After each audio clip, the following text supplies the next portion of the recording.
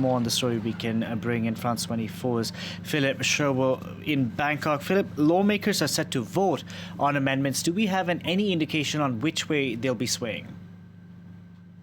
Yes, they're actually they're voting at the moment, and we already know from the numbers that have made their choices public that they are going to vote for a couple of amendments that really don't amount to much, to be honest. They will establish a constitutional drafting review committee that will look at possible changes to this charter, and could take months or years to report. Now, the Constitution is so important in these protests because the students feel that the whole hierarchical, top-down, unfair system is sort of encapsulated in this document. It was drafted by the junta, which ruled the country until 2019, and it essentially enshrines the role of the monarchy and the role of the military-backed sort of regime in very important positions. So the students want that reformed. They want it, they want it really dramatically rewritten.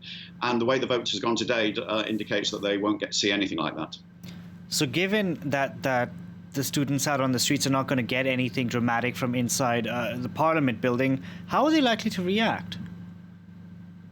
Well, I've spoken to some just as these news of the vote comes through.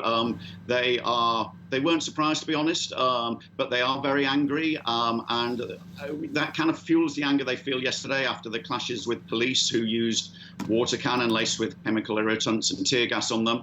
And so they're gathered today outside the Royal Thai Police headquarters. The police are inside, but sort of saying any provocation, any attempt to sort of storm those premises would lead to a very sort of sharp reaction. It's very tense. The students are certainly not going to back down. They've been on the streets now for months. They're intent to pursue this. They didn't really expect Parliament to go their way today. They're not revealing their next moves. They've been very inventive with how they've continued these protests. They want to keep the momentum going. So we could be at a tipping point in these months of demonstrations.